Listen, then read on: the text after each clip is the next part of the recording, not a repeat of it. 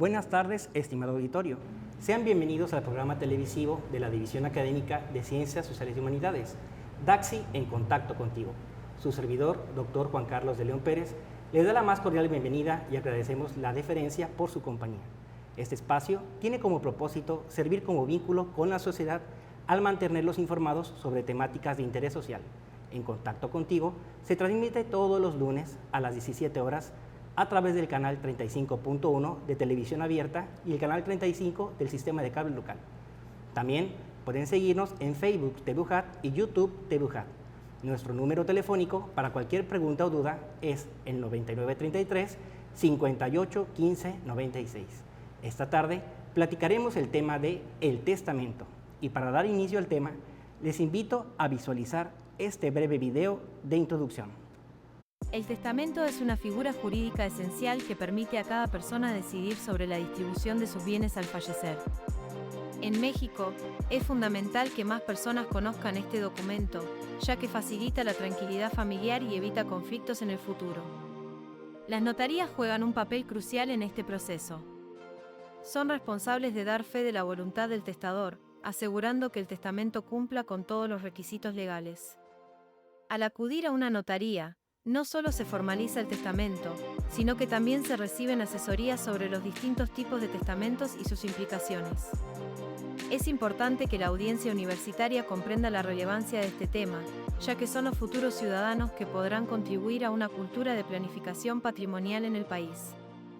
Con un testamento bien elaborado, se protegen los intereses de los seres queridos y se evita el estrés que puede generar la falta de claridad en estos momentos difíciles.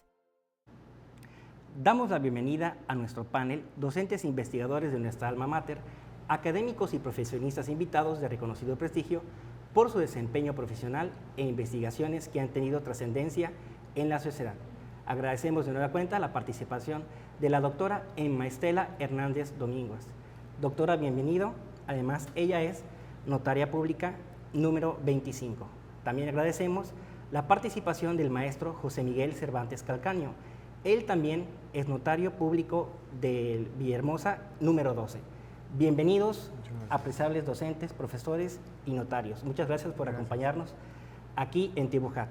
Y bueno, vamos a lanzar las primeras preguntas para que todo nuestro auditorio conozca un poco más sobre este tema tan interesante y sobre todo, ¿no?, que cabe la importancia de poderlo explorar. Creo que la primera pregunta sería, ¿por qué es importante tener un testamento en México? Bueno, en México la cultura del testamento es muy escasa. Realmente no hay una cultura como tal en relación a la elaboración del testamento. En el 2000, estando como presidente Vicente Fox, lanza una campaña que se llama precisamente Septiembre, el mes del testamento. Es una campaña a nivel federal que lo que busca es precisamente proponer e impulsar la elaboración de los testamentos precisamente para evitar conflictos. Decía, el eslogan decía, no dejes problemas, ¿no? Hereda soluciones. Entonces, realmente lo que buscaba esa campaña que hasta la fecha se sigue dando, estamos en el 2024 y se sigue dando que el mes de septiembre es el mes del testamento. Entonces yo creo que sí es muy importante que cada una de las personas de la familia tenga su testamento. Hay muchas cuestionantes que quizá en el transcurso del tiempo del programa podamos ir resolviendo o aclarando, ¿no? Muchas gracias, maestro, le agradezco mucho su respuesta. Doctora Emma, ¿y qué tipos de testamentos se reconocen aquí en México? Bueno, primeramente quiero agradecerte la invitación a este programa, doctor Juan Carlos, a la Universidad Juárez Autónoma de Tabasco y a nuestra División Académica de Ciencias Sociales y Humanidades. Y sí, por supuesto, existen diversos tipos o clases de testamento en México, solo que dependiendo del estado de la República Mexicana en donde se vayan a hacer valer, porque por ejemplo Ciudad de México solo reconoce el testamento público abierto, Aquí en Tabasco tenemos los testamentos ordinarios y los testamentos extraordinarios o testamentos especiales, conocidos así también. Dentro de los testamentos ordinarios encontramos el testamento público abierto, el testamento público cerrado y el testamento hológrafo. Y dentro de los testamentos extraordinarios o especiales encontramos el testamento privado, el testamento marítimo, el testamento militar y el hecho fuera del Estado o en el extranjero. Entonces, sí contamos con diversos tipos de testamentos que las personas o la sociedad en general que ya cumplen con los requisitos para hacer testamento pueden hacer uso de cualquiera de ellos, ¿no? Pero, ¿qué pasaría entonces si una persona fallece y no hace testamento? ¿Cuál sería el efecto? El tema es que quedan intestados los bienes, principalmente quedan intestados, es decir, al no establecer una disposición testamentaria, pues los bienes quedan, valga la redundancia, intestados, y tendrán que llevarse a cabo un juicio sucesorio intestamentario para que el juez determine quiénes son los herederos o a quiénes les corresponden esos bienes. Se tiene que tramitar en vía judicial. Vía judicial. Nosotros no estamos facultados para llevar a cabo las sucesiones intestamentarias, y entonces será el juez que reconozca la calidad de heredero de las personas que presentan ante el juez los documentos que sean necesarios para poder acreditar el entroncamiento con el de cuyos, con el extinto. Entonces, pues eso es, quedan intestados los bienes. Aquí hago una pequeña pausa. Entonces, seguramente muchos de nuestros colaboradores y también muchas personas en general, sin detallar algo en concreto, se ha considerado, se ha pensado, quizás mal, de que es el notario quien hace ese procedimiento sucesorio intestamentario. Esto es un error, ¿verdad? Por lo que nos acaba de explicar. Es decir, es necesario el apoyo de un abogado para que haga la demanda correspondiente y vaya a los juzgados civiles para realizar este procedimiento que nos mencionó el... En Tabasco sí, en otros estados de la República no. El notario puede llevar efecto tanto la sucesión testamentaria como la sucesión intestamentaria. Y con el Código Nacional de Procedimientos Civiles y Familiares ya será posible que el notario público lleve a efecto siempre lo que es la sucesión intestamentaria o la sucesión testamentaria, lo que le da opción a las personas a poder escoger si desea ir ante la autoridad jurisdiccional o si desea ir ante el notario público para efectuar ese tipo de trámite. Y una pregunta sería, ¿cuál es la edad mínima para poder hacer el testamento? ¿Quiénes pueden hacerlo? En Tabasco es a partir de los 14 años, mis mayores 14 años, en Tabasco. 14. En otros estados de la República son 16 años y en otros estados igual es a partir de los 18 años, pero en Tabasco son 14 años para poder otorgar testamento. ¿No habría algún tipo de debate por señalar que estamos en presencia de un menor de edad? La ley lo establece y son casos especiales por los cuales tú puedes otorgar tu testamento a la edad de 14 años. No necesariamente tiene que ser obligatorio tiene que ser razones especiales. Comprendo. ¿Y qué bienes o propiedades se pueden incluir en el testamento? Pues todos los bienes que son propiedad del testador son las que pudieran incluirse en un testamento, ¿no?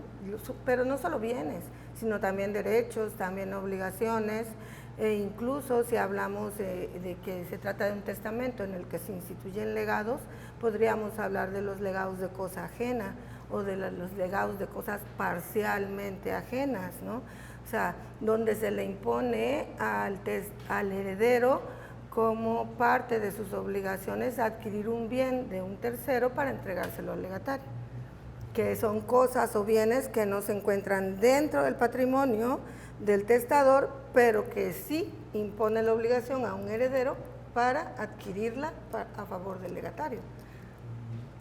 Y por ejemplo, ¿es posible que alguien que se anime a hacer el testamento, qué pasa si por alguna circunstancia con el tiempo se arrepiente? ¿Puede modificar lo que en un momento hizo? ¿Habría algún contrasentido en ese sentido? El testamento, una de las características del testamento, bueno, obviamente es que es personalísimo, es libre y un tema importante, que es revocable. Entonces, la revocabilidad te permite efectivamente modificar tu testamento que hayas elaborado con anterioridad y subsistirá el último que hayas elaborado. Cabe mencionar que hay cláusulas en testamentos donde no pueden ser modificados aunque uno quiera. Entonces, ahí al momento de acudir con el notario de la familia, pues el notario les especificará qué cosas puedes tú establecer en tu testamento que te permite la revocabilidad de eso o que definitivamente no puedas revocarlos, pero puedes revocar tu testamento las veces que tú quieras. Eso da pauta al siguiente cuestionamiento, y es ¿cómo se pueden elegir a los beneficiarios de un testamento? Pues libremente.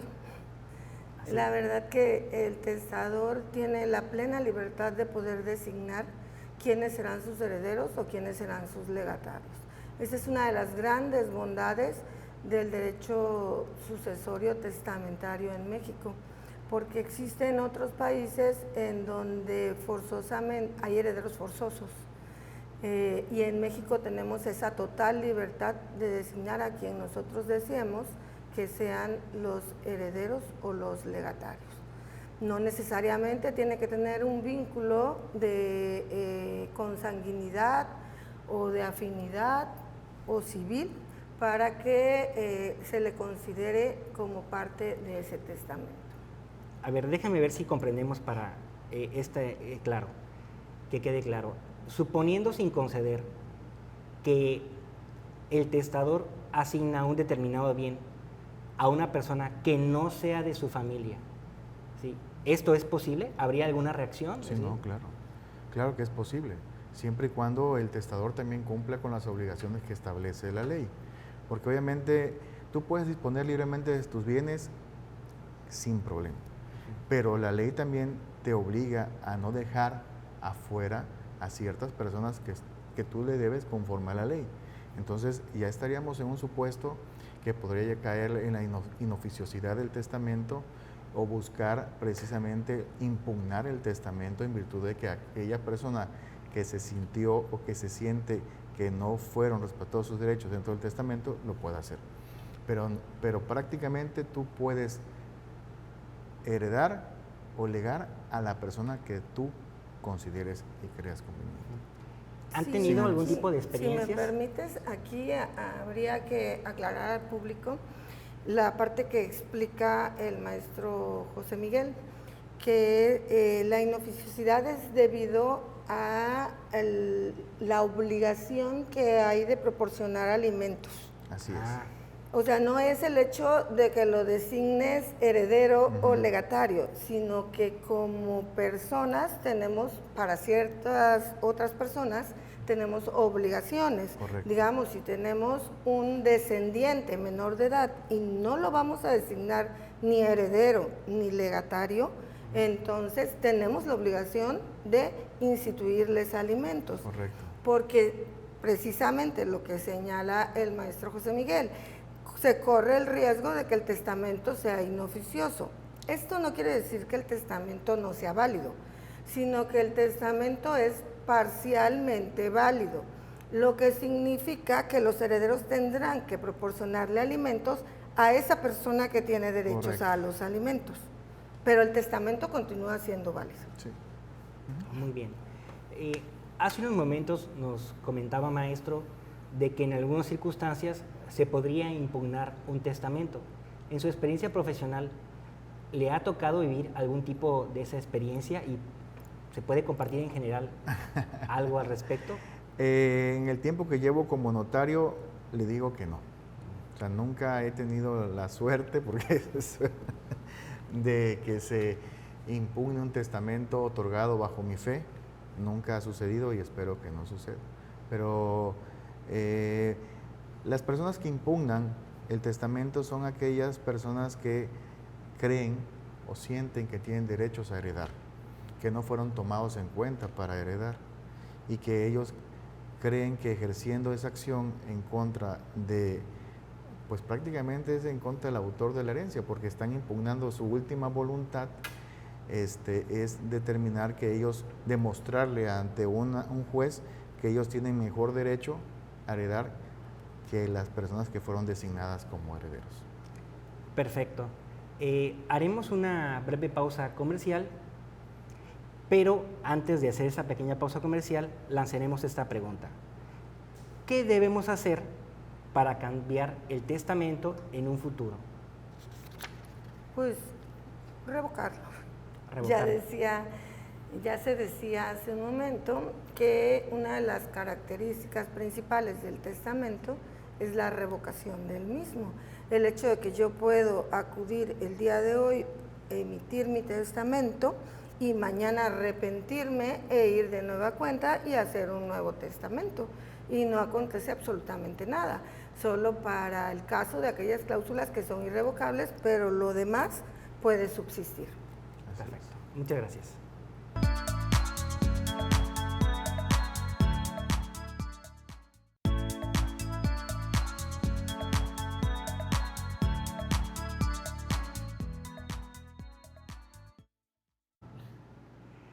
Regresamos de nueva cuenta aquí en Daxi en contacto contigo. Agradezco de nueva cuenta la presencia de nuestros amigos notarios que nos están orientando. Y también un saludo muy afectuoso a nuestros compañeros que se encuentran en las redes sociales y en Tebuhat y Daxi UJAT. Muchas gracias. Regresamos con nuestra entrevista, apreciables compañeros, y pues lanzamos una pregunta que es la siguiente. ¿Tiene caducidad el testamento? Los testamentos ordinarios no. No. Los testamentos ordinarios no caducan. Hablamos de que son revocables y mientras no se dé el acto jurídico de revocación, el testamento va a permanecer de manera indefinida. Ahora bien, los testamentos especiales o extraordinarios, por eso son especiales o llamados también extraordinarios, porque se van a dar en situaciones en las cuales no puedes otorgar tu voluntad o emitir tu voluntad en una situación ordinaria. Entonces, digamos, por ejemplo, un testamento privado que lo vas a otorgar porque te encuentras sumamente grave y no hay un notario cerca o habiendo un notario cerca, no hay uno que esté disponible para poder ir y dar fe del acto jurídico del testamento. Entonces, ese testamento tiene una vigencia de 30 días después de desaparecida la causa que lo originó. ¿Qué significa?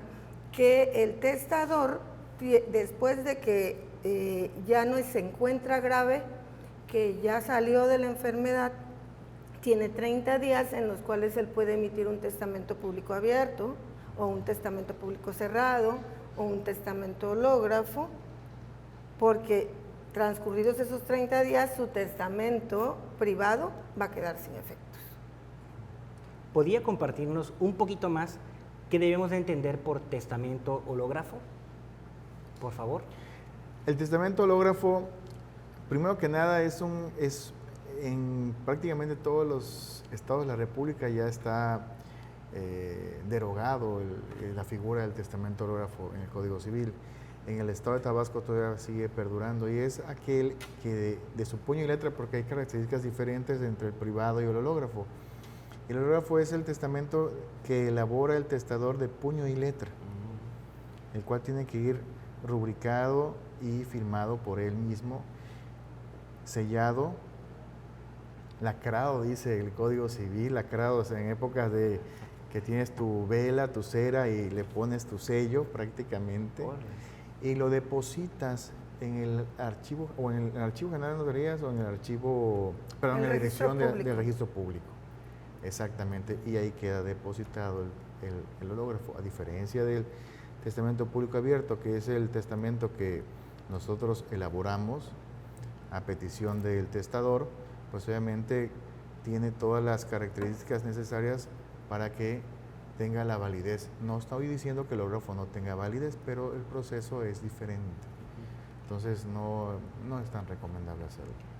¿Y qué papel juegan los testigos en el proceso de la elaboración del testamento? ¿Se requieren testigos? Sí, claro que sí. En Tabasco se requieren 3 testigos, en otros estados de la República se requiere de 2 testigos para el caso del testamento público abierto. Y en Ciudad de México no se requiere testigos, solamente basta con la fe del notario.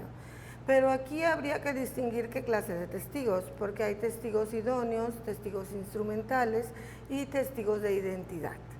Entonces, los testigos instrumentales son los que comparecen conjuntamente con el testador ante el notario y dan fe de que la persona acude por su propia voluntad a exteriorizar la misma, que tiene pleno conocimiento de ese acto, que nadie lo está amenazando, que nadie lo está intimidando para que vaya y realice ese acto jurídico.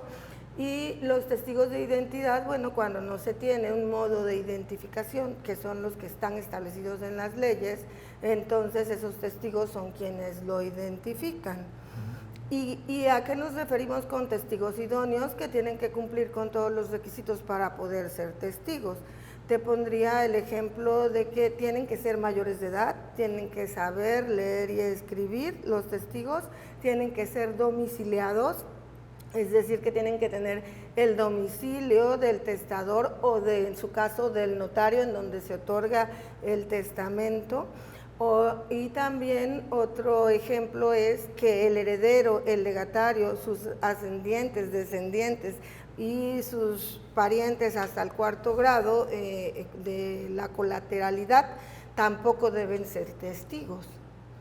Ejemplos de testigos idóneos. Entonces, sí son muy importantes los testigos para el caso de los testamentos y de cualquiera que me hables, todos ellos tienen que llevar testigos, tanto el público cerrado como el hológrafo del que se hablaba, y que es también importante señalar al público que para hacer un testamento hológrafo se requieren 18 años de edad cumplidos. 18 años. Allí no aplica la capacidad especial que da la ley para el testamento público abierto, sino tienen que tener 18 años de edad cumplidos. Y los testigos que se presentan conjuntamente con el testador en el registro público de la propiedad y del comercio son testigos de identidad. Muchas gracias. Y bueno, creo que aquí hay una pregunta que muchos desean de hacer. Y la pregunta es, ¿cuánto cuesta aproximadamente hacer un testamento si es un proceso largo? Y bueno, tomando en consideración que septiembre es el mes del testamento, considero que debe haber algún tipo de, digamos, descuento. No sé un si precio, un precio especial. Sí lo hay. En el mes del testamento cada año se establece un precio especial para la elaboración del testamento y es un costo de 3,000 pesos actualmente, pero lo que conlleva el costo es la elaboración de un testamento universal, como le llamamos. Es simplemente especificar quiénes instituye como herederos de todos sus bienes, sin especificar legados. O sea, simplemente es instituyo como universales herederos a mis hijos, a mi esposa, a mis primos, mis hermanos, de todos mis bienes, derechos, acciones, productos, todo lo que se encuentre a mi nombre al momento de mi fallecimiento. Así se especifica la elaboración del testamento. ¿Hay alguna manera en que se le pueda dar determinada, digamos, confianza, seguridad, para que los deseos del testador se vean manifestados ahí en el testamento y esos puedan cumplirse después de que él se haya ido? El albacea. El albacea. El albacea. El albacea es la persona que va a designar el testador para que precisamente cumpla con lo que dejó establecido en el testamento. Entonces, esa sería la persona que de una forma u otra garantizaría que esos deseos establecidos en el testamento se lleguen a cumplir.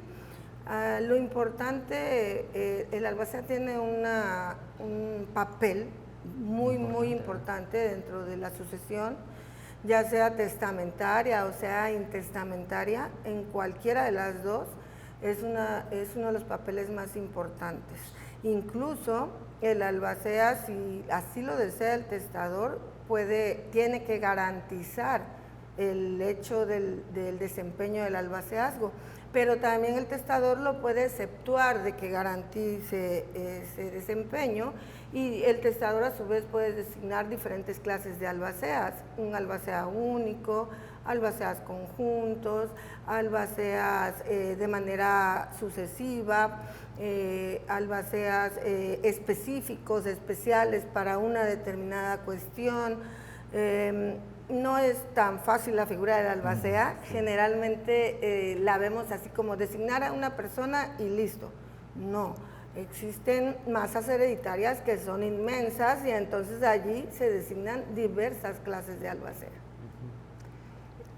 ¿Y es necesario que todos los bienes estén a nombre del testador para poderlos incluir en el testamento? Pues el testador no puede disponer de algo que no es suyo. O sea, no puede disponer como tal. En efecto, pueden haber condiciones en legados, como decía la doctora, en donde establece condiciones u obligaciones a un heredero para adquirir un bien, como decía ella hace rato, a favor de adquirir un bien de un tercero a favor de un heredero, pero no puede disponer de algo que no es suyo. O sea, realmente solamente puede disponer de lo que le corresponde, de lo que esté a nombre de él, de que sea titular del bien, ¿no? Antes de llegar aquí al programa, recibimos unos correos haciendo varias preguntas, o formulando más bien varias preguntas para con ustedes. Me llamó la atención uno donde se descartó esta pregunta, pero creo que es importante de una vez que quede claro si existen algún tipo de usos y costumbres con el testamento. Ya ve que antes las tradiciones, inclusive también en Tabasco, a veces hacían empeño de la palabra o apuestas, etcétera, etcétera. ¿Tienen algún caso que les haya tocado, digamos, de usos y costumbres de las familias tabasqueñas pasadas, cómo manejaban el testamento y luego la sorpresa de cómo debe de hacerse ahora? No sé si me supe explicar. Yo no he tenido ningún caso. ¿No? ¿No han tenido un caso? No. Muy bien. No. Esto lo mencionaba porque lo importante era hacer la diferencia entre un testamento con un notario y hacerlo sin uno. Entonces, ¿cuál sería el impacto que se generaría cuando uno toma la decisión de ir a buscar a un notario? ¿Cuáles son los beneficios de buscar a los notarios? Además de que sabemos que son gente profesionista, especializada en el tema. Bueno, por principio, y lo más importante creo que es que el único testamento formalmente válido desde su otorgamiento es el testamento público abierto, que es el que se otorga ante notario. Todos los demás testamentos de que hemos hablado aquí, todos esos testamentos, para que se declaren formalmente válidos, requieren de la intervención de la autoridad jurisdiccional. Y creo que eso es lo más importante, ¿no? ¿Por qué ir con el notario? Porque yo tengo la plena certeza, la plena seguridad jurídica de que es muy difícil, no imposible, pero muy difícil, que una impugnación vaya a proceder con respecto a un testamento hecho por un notario público. Claro. Porque el notario público va a cuidar todas las formalidades que se requieren para la realización del acto jurídico, es decir, que se cumplan con todos los elementos esenciales y con todos los elementos de validez que debe de cumplir todo acto jurídico. ¿Estarían de acuerdo en reconocer que antes que nada se requiere la voluntad de la persona para poder acudir con un notario sí, claro, y tomar esa decisión importante? ¿Por qué, a criterio de ustedes, consideran de que un grueso de la población es temerosa en acercarse en el testamento e informarse un poco más al respecto? todavía en el 2024 mucha gente piensa que otorgar su testamento es sinónimo de muerte, sinónimo que piensan que al otorgarlo se va a morir la persona. Esa es una. Otra, piensan que al momento de yo instituir como herederos a ciertas personas a las que yo considere, yo ya no puedo disponer de mis bienes. Eso es un error. Uno puede disponer de sus bienes aún otorgado su testamento. Lo único que hacemos, hablo en plural porque yo ya hice mi testamento igual. Entonces, lo único que hacemos es evitar que esos bienes queden intestados, ¿sí? Y yo puedo disponer libremente de ellos como mejor considere necesario. Ellos no son propietarios, son herederos. Es diferente. Entonces, aquella persona que vaya a otorgar su testamento debe tener la tranquilidad que aún disponiendo de sus bienes en un testamento, ellos pueden usarlos, disfrutarlos, gozarlos, incluso enajenarlos si así es su deseo. Entonces, mucha gente piensa que al otorgarlos ya no pueden hacer nada. Claro que sí. Y la otra es porque se van a morir. Es decir, que es un error o una mala información que cuando una persona decide acudir al testamento y digamos de que dentro del texto hereda o decide transmitirle sus bienes a sus hijos, y estos ya se consideran dueños, entre comillas, del bien heredar, es un craso error, ¿verdad? ¿Tiene el control todavía la persona en vida? Claro que tiene el control, puede disponer de esos bienes hasta antes de su muerte. Y se preguntarían, bueno, ¿y qué sucede con el testamento? Pues los bienes que queden dispuestos en el testamento son los que se tendrán que adjudicar los herederos o los legatarios. Los que no, pues ya no tienen objeto, porque ya el bien ya fue dispuesto por parte del testador en vida. Recordemos que el testamento es un acto jurídico que surte sus efectos para después de la muerte, no antes. Mientras tanto, no acontece nada, pueden seguir disponiendo de sus bienes, incluso pueden revocar el testamento, que es otra idea que se tiene. Ya emití mi testamento, ya no puedo hacer otro, ¿no? Ya se ha hablado aquí de que se puede hacer otro. Perfecto. Bueno, pues sé que no concluimos el tema del testamento, pero sí dimos grandes luces para nuestro auditorio en este tema que fue tan trascendental. Agradecemos muchísimo realmente su presencia. No sé si quisieran dar un último mensaje final, muy breve, muy corto, estimado maestro.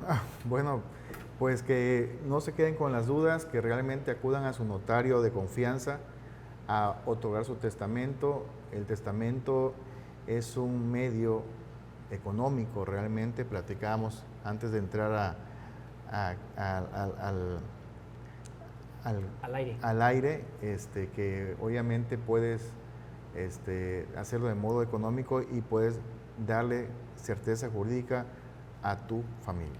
Doctora, ¿un mensaje breve final? Claro que sí, que hagan su testamento, que tomen en cuenta estas campañas, estos esfuerzos de los gobiernos federal, estatal y de la Asociación Nacional y del Notariado Mexicano, así como del Estado de Tabasco, de que acudan al notario a hacer su testamento, porque con ello evitan muchos conflictos familiares. Muchísimas gracias. Perfecto. Continuamos con unos breves mensajes.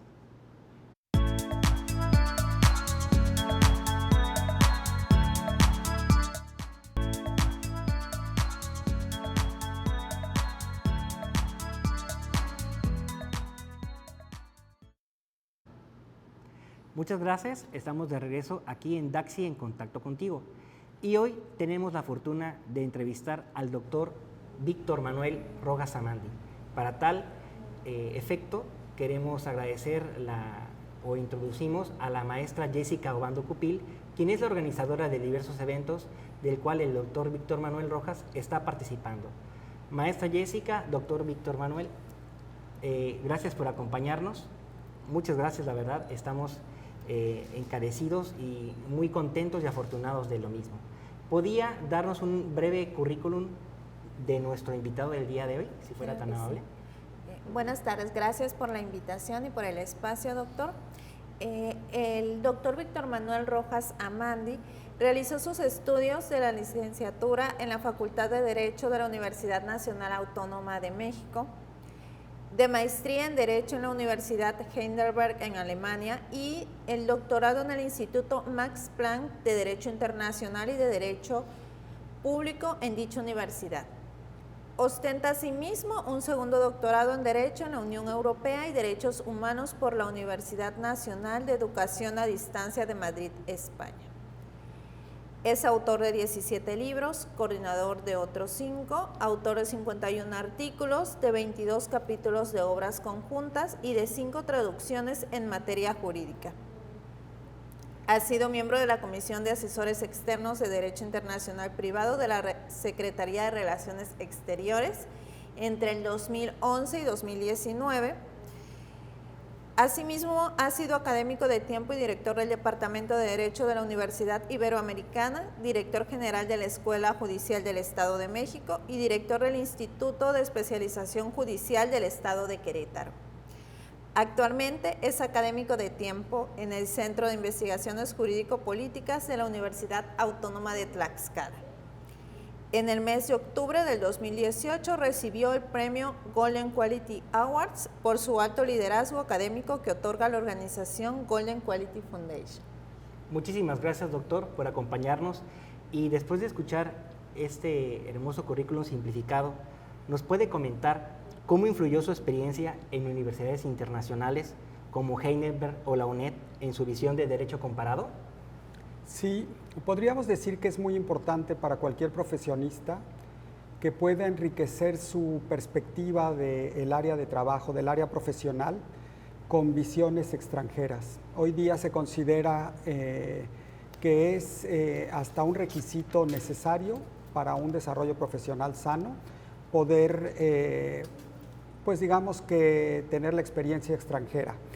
Y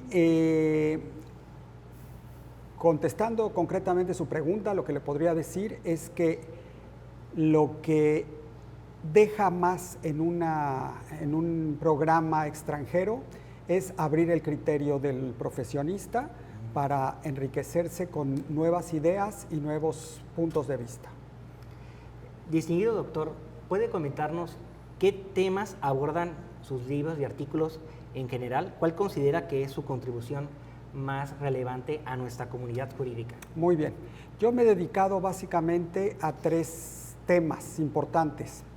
Por una parte, me he dedicado al tema de la argumentación jurídica, que es un tema muy importante porque tiene que ver con los razonamientos que se deben manejar en cualquier tipo de discurso, de discusión, de jurídica, ya sea formal, como puede ser un proceso, un procedimiento ante alguna autoridad, o también en cualquier tipo de discusión informal como la que podríamos estar teniendo en este momento.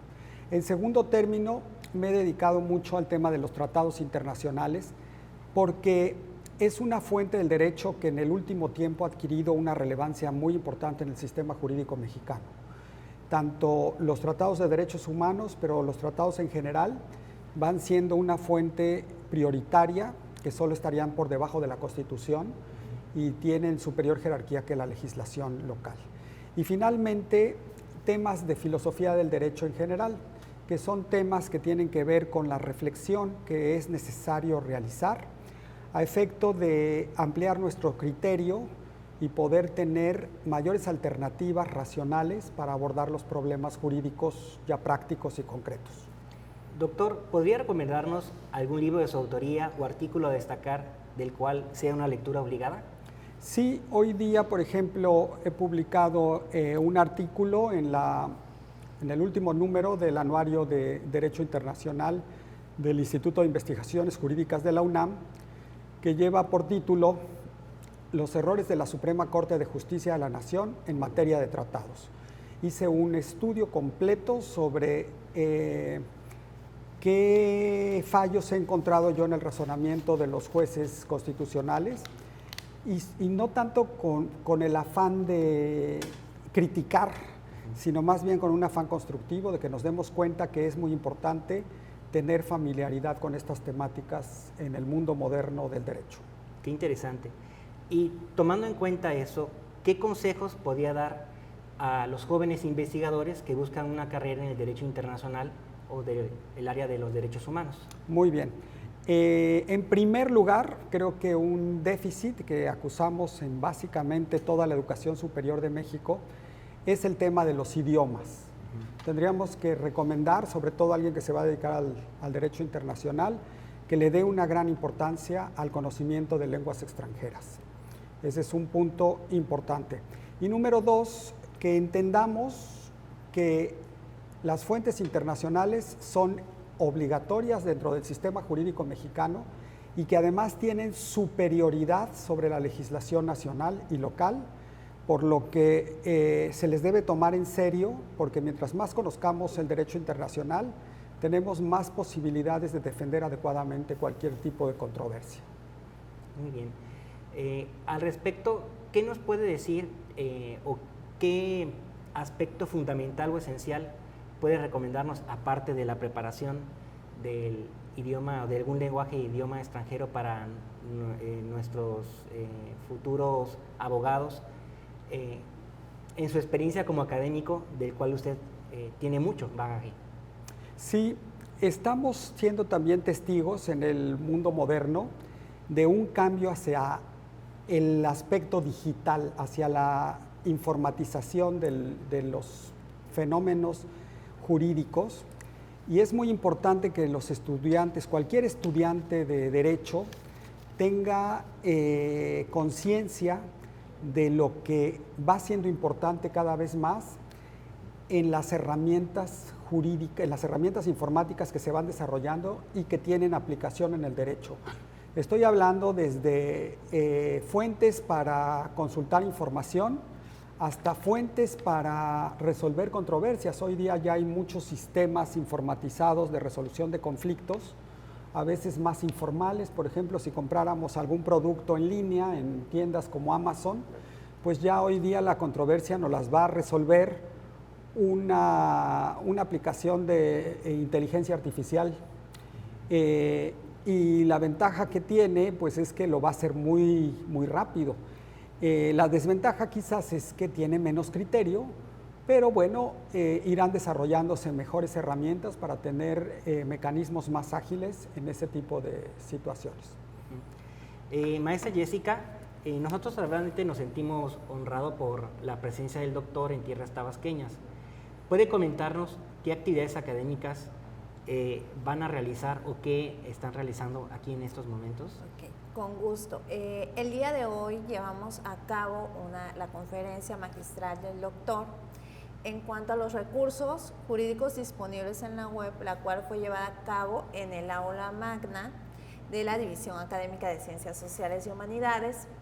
Y el día de mañana, para aquellos que no pudieron asistir hoy y les interesa la parte de la argumentación jurídica, el doctor se va a encontrar en el panel de herramientas para el aprendizaje y la práctica del derecho en la División Académica de Ciencias Sociales y Humanidades en el aula magna igual a las 11 horas. Están invitados. Posteriormente, el doctor va a asistir a la clase de seminario de los alumnos de posgrado de la división, a abordar el tema de la argumentación jurídica. Distinguido doctor, hemos escuchado que se ha fortalecido en cuanto a lo que es el tema de la argumentación jurídica. ¿Alguna línea que nos recomiende a explorar en base a la argumentación? Porque a veces hay varios tipos de criterios, ¿no? No sé si pudiese recomendarnos algo en concreto. Sí. La línea que está más desarrollada, digamos, desde un punto de vista filosófico, es la línea de la racionalidad en la comunicación, vamos a ponerle así, la racionalidad de los discursos jurídicos. Ahí hay que tener en cuenta en los temas de argumentación que hay que involucrarse en las nuevas tendencias de las filosofías del lenguaje, son muy importantes, básicamente para entender cómo podemos utilizar todas nuestras, podríamos decir, todas nuestras herramientas lingüísticas para ser más eficientes en la comunicación. La idea moderna es que lo que se dice no es tan importante como las razones que se aducen para justificarlo, para explicarlo, para de alguna manera aclararlo. Y entonces hay que poner énfasis en la gran importancia que cobra en el mundo moderno la argumentación como un medio no nada más de convencimiento, sino también de conocimiento y de justificación de puntos de vista. No tuve la oportunidad de atestiguar el día de hoy su participación de este día, pero por lo que acabo de escuchar, hoy fue una conferencia magna en nuestra aula magna Francisco Jorge Santa María. ¿Puede comentarnos brevemente, a grandes rasgos, de qué trató el tema? Hoy el doctor nos explicaba y hondó un poquito a nuestros estudiantes de la división. Precisamente los alentaba a investigar y nos enseñó, nos mostró las páginas en las cuales nosotros podemos tener acceso a información jurídica necesaria tanto para los profesionistas como para los estudiantes del derecho, como para todos los que nos encontramos diariamente en contacto con las leyes, donde podemos encontrar las jurisprudencias, donde podemos encontrar los tratados de una forma segura y también inclusive donde podemos encontrar las leyes que ya se encuentran derogadas, pero que necesitamos como referente histórico. Doctor, ¿puede comentarnos a nuestro auditorio, por ejemplo, cuál debe ser ahora la nueva dinámica entre la argumentación y el conocimiento de la inteligencia artificial o bien de herramientas especializadas que nosotros como abogados y abogadas podemos abrevar, sobre todo en el marco del derecho internacional?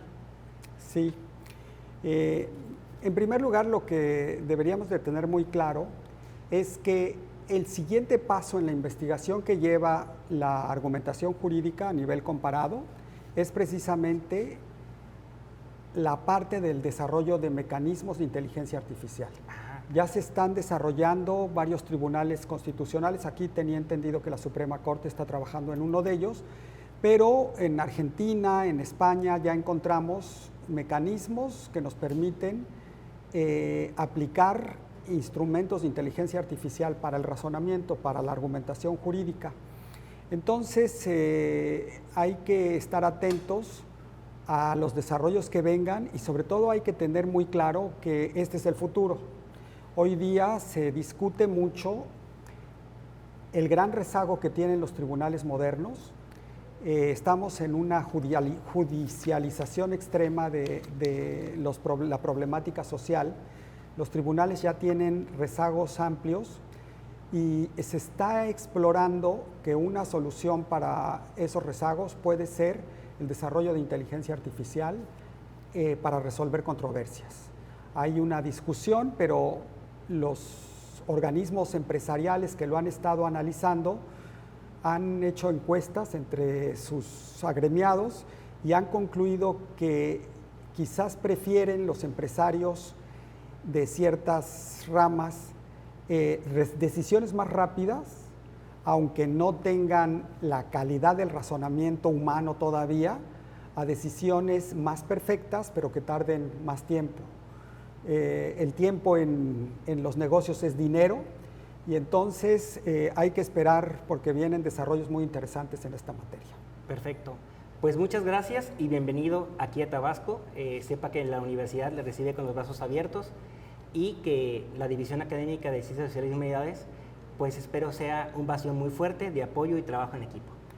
Muchas gracias. Agradecemos la presencia de este programa de nuestra división en contacto contigo, a nuestros invitados aquí que nos acompañaron en esta emisión en la que pudimos compartir con nuestro auditorio sus conocimientos y experiencias del tema. Sin duda, académicos y profesionistas de reconocido prestigio en el Estado. Muchísimas gracias. Y obviamente recordar a nuestro estimado auditorio por sintonizarnos en esta emisión de nuestro programa DAXI en Contacto Contigo.